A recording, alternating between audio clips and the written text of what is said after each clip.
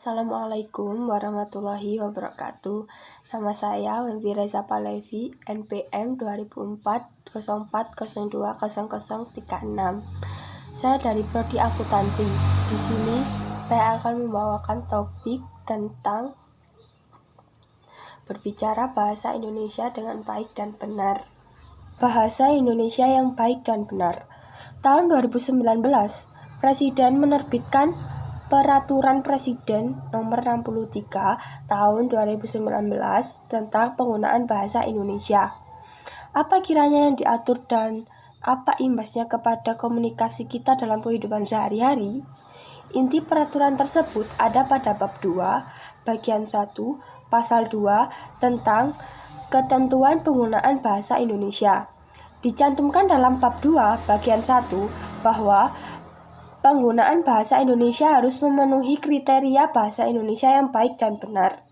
Berikut akan dibahas kriteria bahasa Indonesia yang baik dan benar. Berbahasa Indonesia yang baik berarti bahwa kita harus menggunakan berbahasa Indonesia sesuai dengan konteks berbahasa yang selaras dengan nilai sosial masyarakat.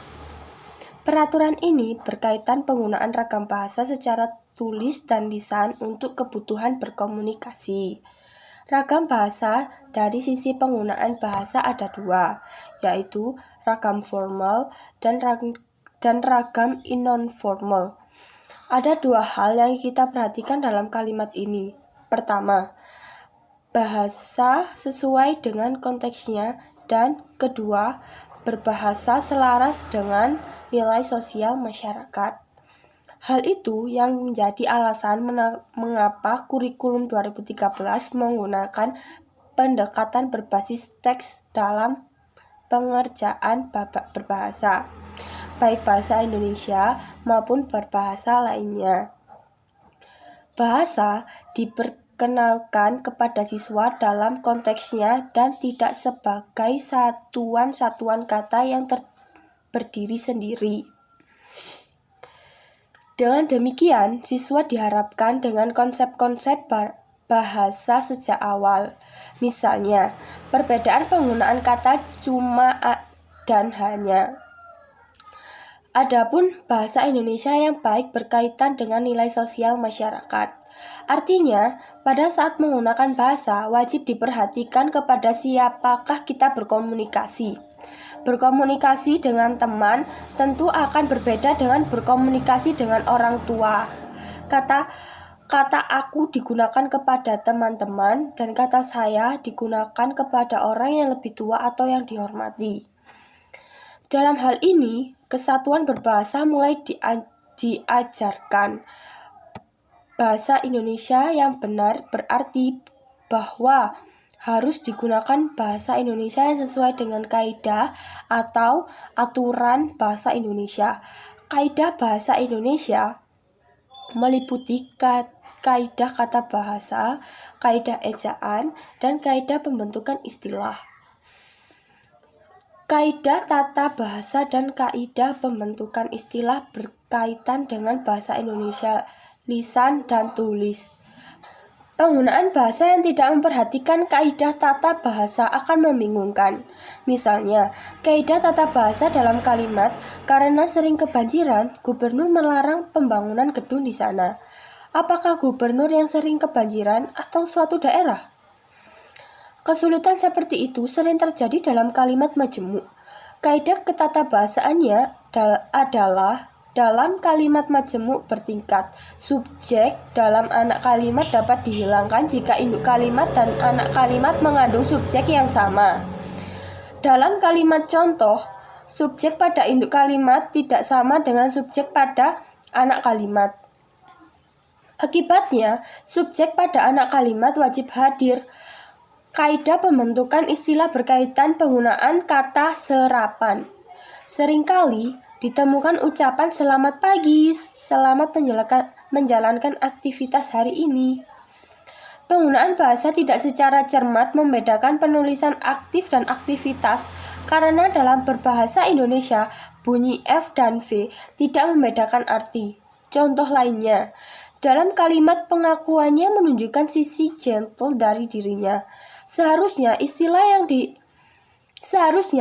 yang digunakan adalah gentleman. Kedua kata sifat ini berbeda arti. Kata gentle berarti lemah lembut, sedangkan gentleman berarti lelaki yang memiliki etika, moral, dan berbudi bahasa halus. Penggunaan istilah asing sebaiknya disertai dengan pengetahuan tentang bahasa asing yang digunakan. Adapun kaidah ejaan hanya berkaitan dengan penggunaan bahasa Indonesia tulis dan berkaitan dengan dua hal. Pertama, kaidah ejaan berkaitan dengan penulisan kata. Misalnya, sekadar bukan sekedar, di antara bukan di antara, sebaiknya ditonton bukan ditonton. Kedua, kaidah ejaan berkaitan dengan penggunaan tanda baca. Misalnya, yuk kita makan eyang akan berbeda artinya dengan yuk kita makan eyang. Kalimat pertama mengajak eyang untuk makan bersama, sedangkan kalimat kedua berarti mengajak kita untuk makan eyang. Penggunaan koma yang kecil menghasilkan perbedaan arti yang besar. Lalu, apakah itu berarti bahwa kita harus selalu berbahasa ragam formal? Pada saat kita berbicara dengan tukang sayur atau kepada teman, tentu kita tidak perlu menggunakan ragam formal. Permasalahannya adalah apakah pada saat kita berbahasa ragam non-formal, kita harus tetap mengindahkan kaidah berbahasa? Jawabannya adalah ya. Menggunakan kaidah dalam ragam non-formal berarti menggunakan pilihan kata yang sesuai dan tepat serta menggunakan kaidah tata bahasa yang benar. Misalnya, pada saat membeli bakso, jangan mengatakan, "Bang, saya bakso pakai bihun." Kalimat itu bukan kalimat yang benar. Saya bukan bakso, saya orang. Untuk menjadi kalimat yang baik dan benar hanya dibutuhkan satu kata, yaitu mau menjadi, "Bang, saya mau bakso pakai bihun." Jadi, berbahasa Indonesia yang baik dan benar berarti menyampaikan pikiran dengan informasi yang lengkap secara teratur. Ragam bahasa yang digunakan dapat berupa ragam bahasa formal atau non-formal, bergantung pada konteksnya. Sekian pembahasan topik berbahasa Indonesia yang baik dan benar dari saya. Terima kasih. Wassalamualaikum warahmatullahi wabarakatuh.